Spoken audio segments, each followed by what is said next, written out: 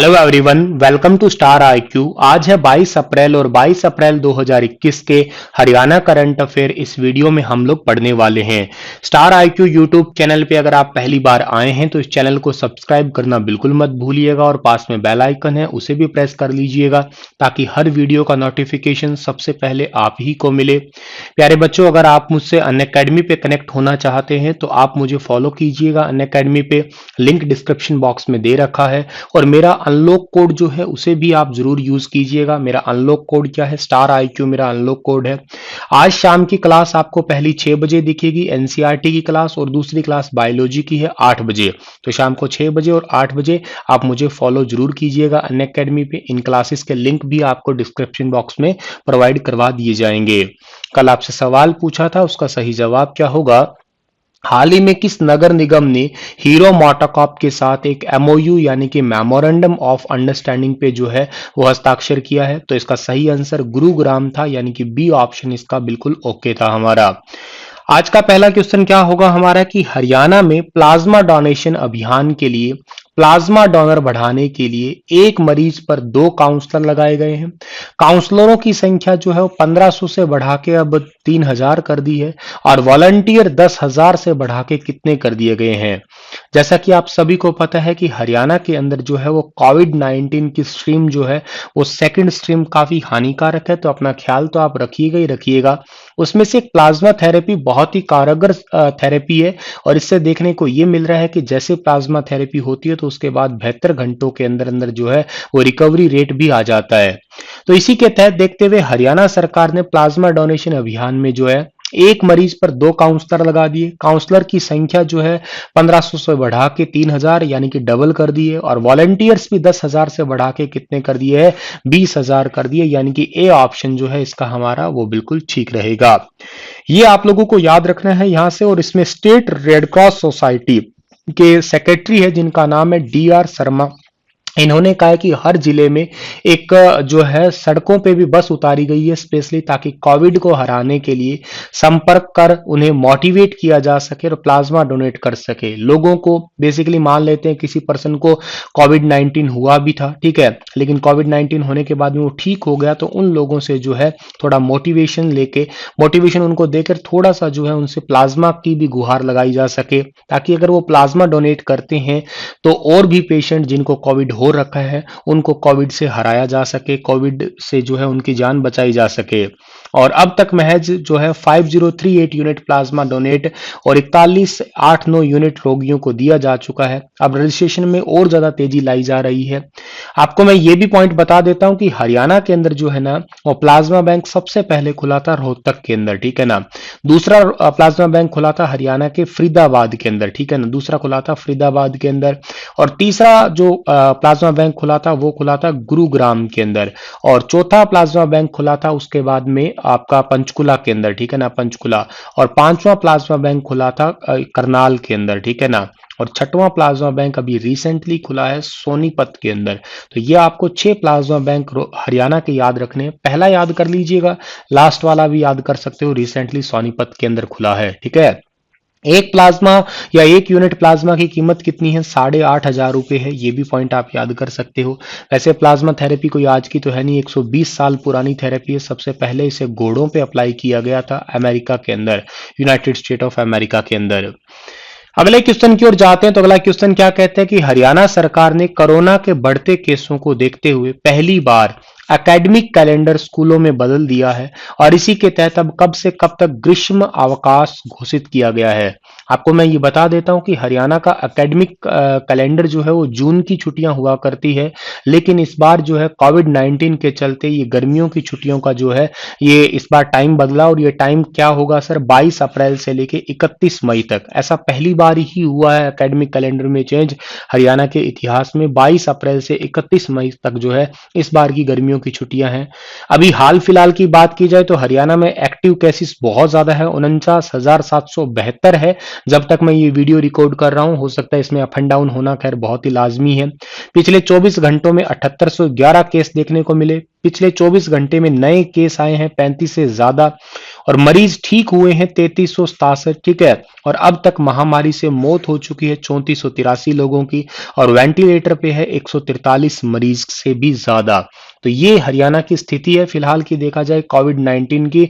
और 22 अप्रैल से 31 मई तक इसी वजह से जो है हरियाणा के अंदर एकेडमिक कैलेंडर को चेंज किया गया, हरियाणा के शिक्षा मंत्री कंवर पाल गुर्जर के द्वारा। अमेरिका की प्रतिष्ठित बिजनेस पत्रिका जिसका नाम है फोर्ब्स, और इसने एशिया के 30 साल के बिजनेस वर्ग में रेवाड़ी की किस बेटी को स्थान दिया है? तो 30 साल के बिजनेस वर्ग में यानी कि बिजनेस कैटेगरी में रेवाड़ी की एक बेटी है जिसका नाम है सौम्या यादव, यानी कि बी ऑप्शन जो है इस क्वेश्चन का आंसर हमारा होगा, जो आपको फोटो में दिखाई दे रही है यही है। पूर्व सांसद डॉक्टर सुधा यादव की बेटी Saumya Yadav online class app Uday की को फाउंडर है ये, और इसी वजह से जो है इनका टॉप 30 या यूं कहिएगा 30 साल के बिजनेस वर्ग की कैटेगरी में जो है इनका नाम जो है अभी रिसेंटली शामिल किया गया है। इन्होंने स्टार्टअप इंडिया के तहत अपने पार्टनर्स के साथ ऑनलाइन क्लास पे आधारित एक एप्लीकेशन तैयार किया जिसमें न्यूयॉर्क और देश की ही एक कंपनी ने $2.5 मिलियन की फंडिंग भी की है। और जिले के जो है धामलावास निवासी भाजपा नेत्री और पूर्व सांसद भी रह चुकी है सुधा यादव, इनकी बेटी है। और इन्होंने स्टार्टअप इंडिया के तहत 2019 में ये एप्लीकेशन जिसका नाम है उदय इसको तैयार किया। और आईआईटी से बीटेक करने के बाद इन्होंने अमेरिका के कैलिफोर्निया में स्टैनफोर्ड यूनिवर्सिटी में एमबीए की पढ़ाई की थी। और इसमें 5 बच्चों पे एक टीचर है, ठीक है। और इस स्टार्टअप में अब 1.30 लाख बच्चों को पढ़ाया गया है रिसेंटली। और स्टार्टअप को न्यूयॉर्क और एक भारत की कंपनी में $2.5 मिलियन की फंडिंग है। तो काफी इंपॉर्टेंट है ये लाइन, काफी इंपॉर्टेंट है कि 5 बच्चों पे जो है एक टीचर है इसके ऊपर, ठीक है ना। जिक्र रेवाड़ी का है तो मैप में रेवाड़ी को देखिएगा। रेवाड़ी जो है यहाँ के एक नरेंद्र यादव बहुत प्रसिद्ध व्यक्ति है, ठीक है। मुफ्ती निजामुद्दीन इनका संबंध भी रेवाड़ी से है। 1857 की क्रांति के दौरान राजा राव तुलाराम की सेना की पलटन नंबर 1 एजुसेंटेंट थी, ठीक है। और हेमू का संबंध भी रेवाड़ी से है, ये भी बहुत पॉइंट है, इंपॉर्टेंट है। हेमू आपका मुगल काल में एकमात्र हिंदू राजा रहे थे। राव वीरेंद्र सिंह का भी संबंध जो है वो भी रेवाड़ी से ही है।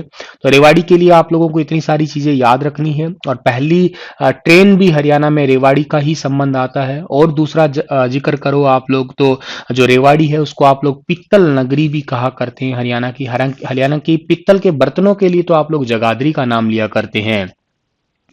हरियाणा में किस तक किसानों की आय, कौन से वर्ष तक कहूंगा मैं, किस वर्ष तक जो है किसानों की आय दोगुनी करने का हरियाणा सरकार ने लक्ष्य रखा है? तो हरियाणा सरकार ने अभी रिसेंटली जो है किसानों की आय को दुगनी करने का वर्ष 2022 तक का लक्ष्य रखा है। बी ऑप्शन सही है इस क्वेश्चन का हमारा।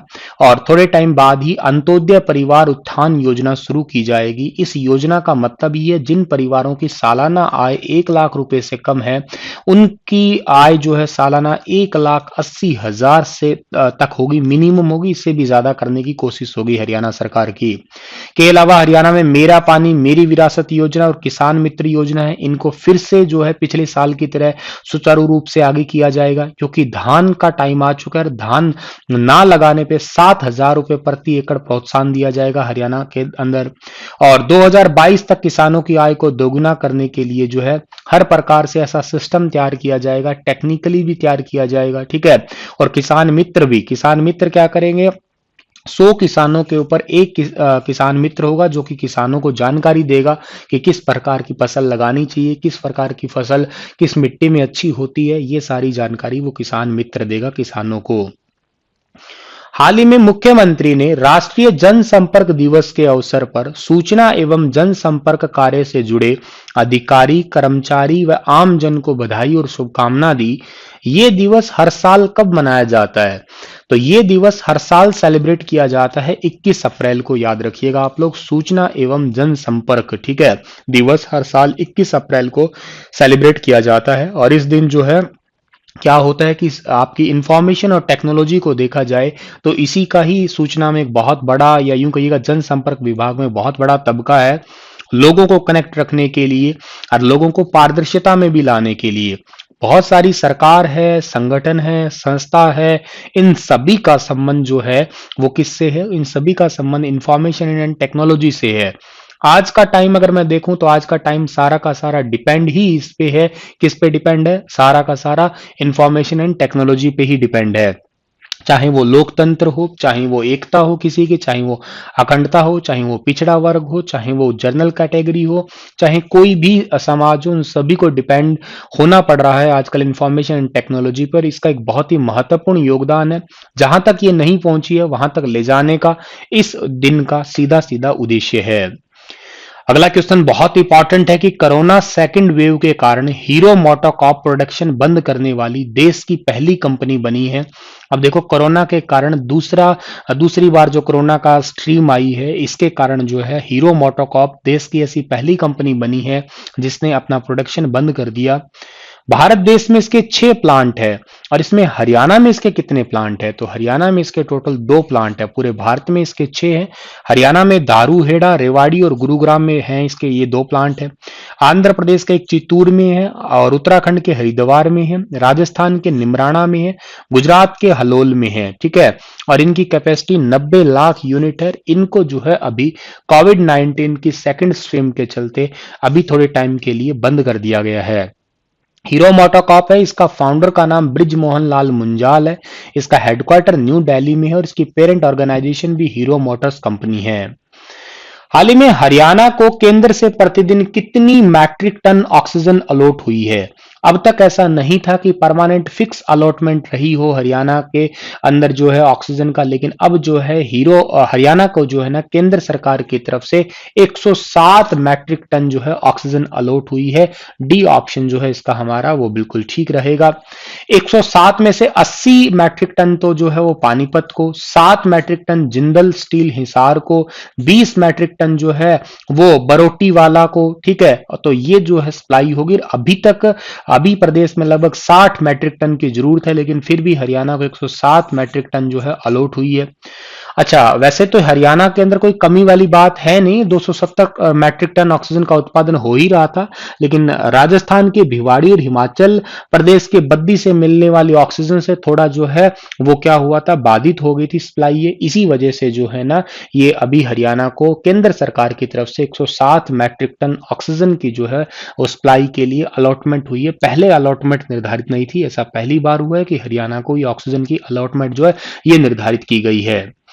अगला क्वेश्चन हमारा क्या रहेगा कि रक्षा अनुसंधान और विकास संगठन, जिसको आप लोग डीआरडीओ कहते हैं, यानी कि defence research and development organisation जो है, इन्होंने हरियाणा के कितने जिलों में 500 बिस्तरों के 2 समर्पित कोविड अस्पताल जो है ना वो आपके जो है कोविड अस्पताल बनाने की घोषणा की है। तो बेसिकली आपको मैं बता देता हूं, हरियाणा के अंदर डीआरडीओ 2 हॉस्पिटल बनाएगा। कोविड से रिलेटेड 2 हॉस्पिटल बनेंगे, 500 बेड वाले हॉस्पिटल बनेंगे। ये 2 बनने वाले हैं, तो सी ऑप्शन जो है इसका हमारा वो बिल्कुल ठीक रहने वाला है। ठीक है ना, 2 समर्पित बनेंगे, लेकिन ये 2 कहां कहां बनेंगे ये मेरा आपसे पूछना था। ठीक है, तो 2 कहां कहां बनेंगे? पहला तो बनेगा भी डियर आपका पानीपत के अंदर बनेगा। ठीक है ना, और दूसरा जो बनेगा आपका दूसरा बनेगा हिसार के अंदर बनेगा। ठीक है ना, तो 2 बनने वाले, पर 2 कहां बनने वाले थे? ठीक है, ये 2 बनने वाले हैं पानीपत और हिसार में। ये याद रखिएगा आप लोग, DRDO setup Covid hospital in Panipat and Hisar. ये अभी रिसेंटली जो है हरियाणा के हरियाणा के जो गृह मंत्री और के साथ में हरियाणा के स्वास्थ्य मंत्री है, इन्होंने जो है ना ये आपका जो है कहा है, ये घोषणा की है अभी रिसेंटली। इनका नाम है अनिल विज। अनिल विज ने घोषणा की है कि 2 हॉस्पिटल बनेंगे। एक कौन सा बनेगा? पानीपत का बनेगा। ठीक है ना, और एक दूसरा कौन सा बनेगा जी? पानीपत के अलावा दूसरा बनेगा हिसार के अंदर, डीआरडीओ बनाएगा स्पेशली जो है कोविड-19 से रिलेटेड। अच्छा जी, डीआरडीओ का जिक्र हुआ है तो डीआरडीओ का फुल फॉर्म तो आपने पढ़ लिया। डीआरडीओ की स्थापना कब हुई थी? 1 जनवरी को हुई थी। 1 जनवरी 1958 को हुई थी। डीआरडीओ का हेडक्वार्टर कहां पे है? न्यू दिल्ली में है। और डीआरडीओ के चेयरपर्सन का नाम क्या है? जी सतीश रेड्डी जो है वो डीआरडीओ के चेयरपर्सन का नाम है। डीआरडीओ का मोटो है बलश्य मूलम विज्ञानम, और डीआरडीओ का इंग्लिश में मोटो है strengthen is in origin of science. ठीक है, और यहां जिक्र आप लोग कर रहे हो पानीपत का और के साथ में हिसार का, तो दोनों के बारे में बात करते हैं। पानीपत को मैप में देखिएगा, पानीपत में काबुली बाग मस्जिद है, काबुली महल भी पड़ता है जो कि बाबर ने बसाया था, ठीक है ना। सलारगंज गेट है और इब्राहिम लोदी का मकबरा भी पानीपत में है, जलालुद्दीन की दरगाह भी है, सैयद रोशन अली दरगाह भी है, हजरत ख्वाजा शमशुद्दीन का मकबरा भी है, शेख अनाम अल्लाह मजार भी है, संत मीर शाह की मजार भी है, अच्छा ख्वाजा अस्ताफ अली की दरगाह भी है, ठीक है। इब्राहिम लोदी का मकबरा तो हो गया, हाली की दरगाह, हाली का मकबरा, काला अम्ब, बू अली शाह की दरगाह, ये सारी चीजें आप पानीपत से संबंध जोड़ सकते हैं। हिसार को मैप में देखें तो हिसार से स्वतंत्रता से पूर्व जो प्रमुख समाचार पत्र थे उनमें ग्राम सेवक था, 1936 में इसकी शुरुआत हुई थी, लाला हरदेव सहाय ने इसकी शुरुआत की थी। रंगीला मुसाफिर 1950 में इसकी शुरुआत हुई थी और प्यारे लाल ने इसकी शुरुआत की थी। सेवक 1941 में शुरुआत हुई थी, लाला हरदेव सहाय ने। अमर ज्योति और हरियाणा संदेश इसकी शुरुआत 1950 में सेठ महेश चंद्र इसके संपादक थे। और ज्ञानेंद्र 1948 में इसकी शुरुआत और संपादक ब्रह्मानंद थे, ठीक है ना। ये स्वतंत्रता के बाद आप कह सकते हो लास्ट वाले, ठीक है ना, दोनों। चलिए, हिसार को आप स्टील सिटी भी कहते हैं और हिसार की डीसी का नाम प्रियंका सोनी है, ये भी पॉइंट आप याद कर सकते हैं। सूक्ष्म शिक्षक स्कोर कार्ड में हाल ही में कौन सा जिला पहले स्थान पे रहा है? तो सूक्ष्म शिक्षक स्कोर कार्ड में हरियाणा का पंचकुला जिला जो है वो पहले स्थान पे है। सी ऑप्शन जो है इसका हमारा वो बिल्कुल ठीक रहेगा। और रैंकिंग जो है ये किस आधार पे मिली है? डिजिटल और ऑनलाइन इनिशिएटिव मिली है, इंप्रूवमेंट इन स्टडी, ठीक है। स्टडी के अंदर जो है डिजिटल तरीके से या ऑनलाइन तरीके से, बेसिकली पहले तो ऑफलाइन है लेकिन जैसे कोविड-19 आया है वैसे ही ऑफलाइन की बजाय ऑनलाइन तरीका बहुत अच्छे से ग्रो अप हो रहा है। और इन्हीं चीजों में जो है हरियाणा का पंचकुला की रैंकिंग नंबर 1 आई है, याद रखिएगा।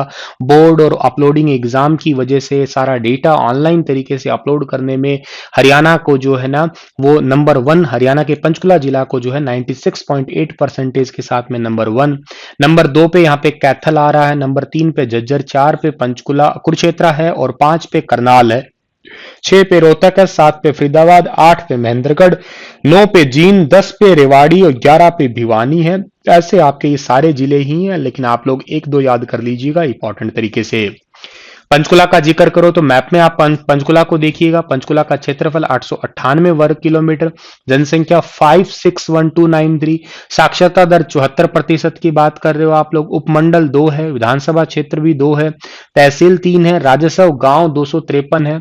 यहाँ पे मोरनी पहाड़ी भी है, याद कर सकते हो आप लोग, ठीक है ना। मोरनी पहाड़ी है और मोरनी पहाड़ी की सबसे ऊंची चोटी का नाम है करहो चोटी, जिसकी ऊंचाई कितनी है? 1514 मीटर है। और पंचकुला के अंदर ही एक टिक्कर ताल झील भी है, याद कर सकते हो आप लोग, ठीक है ना। पंचकुला में पिंजोर गार्डन भी है। पंचकुला के अंदर फिल्म सिटी भी विकसित की जाएगी, ठीक है।